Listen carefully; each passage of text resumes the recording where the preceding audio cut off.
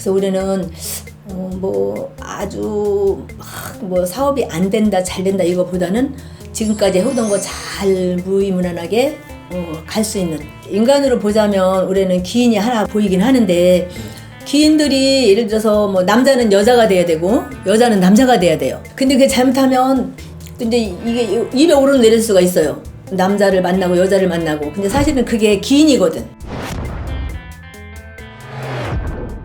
안녕하세요. 네, 잘 오셨어요. 네. 2026년 이 병오년 말의 해가 시작이 됐잖아요. 네네. 이 많은 분들이 본인의 운세 많이 궁금해하시거든요. 그렇죠. 네. 이번 시간은 74년생 범띠 분들의 운세 여쭤보겠습니다. 호랭이띠구나. 호랭이띠.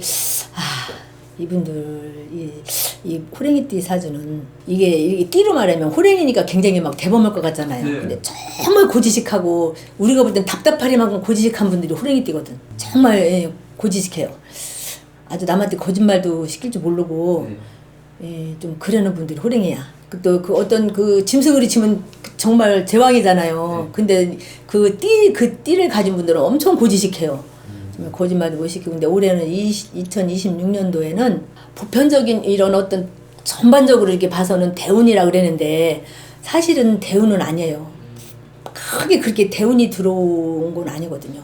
그래서 올해는 뭐 아주 뭐 사업이 안 된다 잘 된다 이거보다는 지금까지 해오던 거 잘 무의무난하게 갈 수 있는.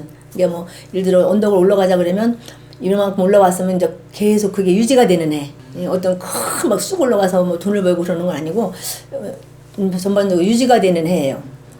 그리고 인간으로 보자면 올해는 기인이 보이긴 하는데 기인들이 예를 들어서 뭐 남자는 여자가 돼야 되고 여자는 남자가 돼야 돼요. 네.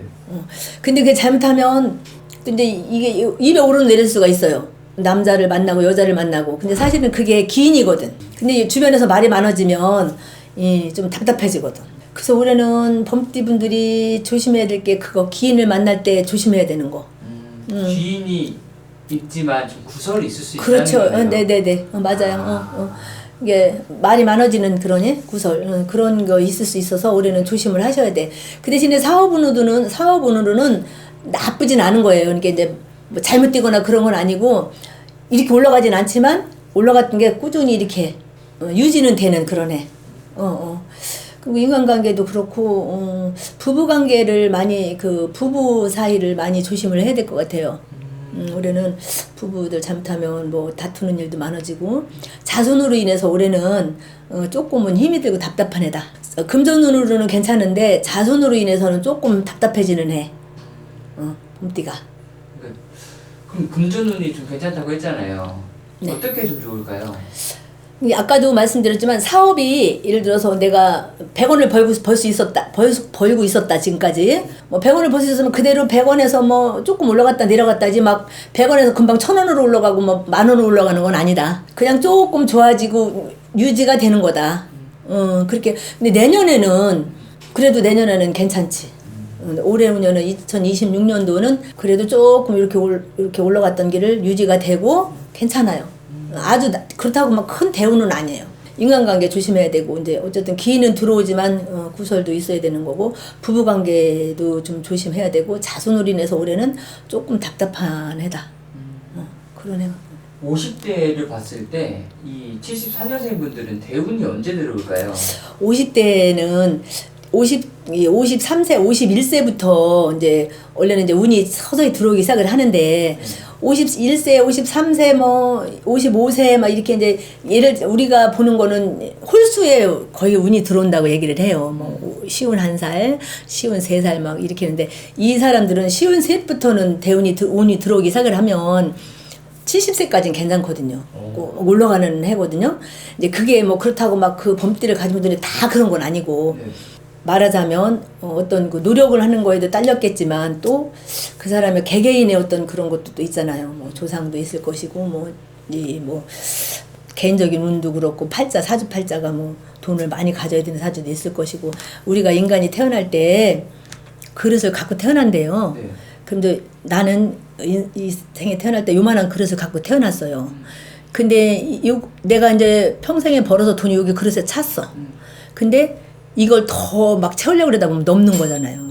넘어서 사업을 해다 망하는 사람. 예를 들어 내가 뭐 100원을 아까 말한 100원을 벌었는데 거기에 만족하지 않고 더 벌으려고 그러다 보면 망하는 거예요. 그래서 이 그릇을 내가 요만한 그릇을 갖고 나왔는데 요게 딱 찼는데 여기다 더 채우려고 그러다 보면 넘는 거잖아요. 우리나라 뭐 예를 들어 사주팔자가 뭐 대통령 팔자가 있는가 하면 뭐 정말 밑바닥에서 막 힘들게 하는 사람도 똑같은 거잖아요. 그래서 우리 범띠들이 별로 크게 막 돈을 막 떼돈을 버는 건 아니고 그래도 유지는 해나갈 수 있다.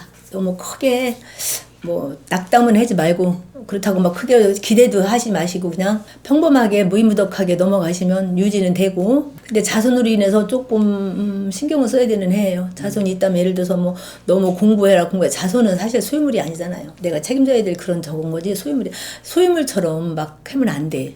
근데 어떤 분은 이제 올해 호랭이띠가 약간 그 독선적인 게 있어서 조금 고지식한 것 때문에 자손을 내 마음에 맞춰서 막 하려고 그러다 보면 자손이 튀어나갈 수 있거든. 그래서 올해는 자손 때문에 좀 신경을 써야 되는 해. 그런 해인 것 같아요. 글쎄요, 그냥 호랭이띠 뭐 띠만큼 막 뭐 이렇게 막 저거 하시진 않아도 네. 고지식하게 사시는 분들 남한테 거짓말도 안 지키고 정말 뭐 정직하게 사시는 분들이잖아요. 네. 근데 올해는 그래도 사업도 뭐 나쁘지 않고 그렇다고 막 큰 그건 아니지만 열심히 노력하시면 자손도 그리고 또 이제 자손이 좀 속을 썩이거나 그럼 이런 데 가서 이렇게 좀 물어도 보시고 그러면 좋은 해가 될 거예요. 감사합니다. 네.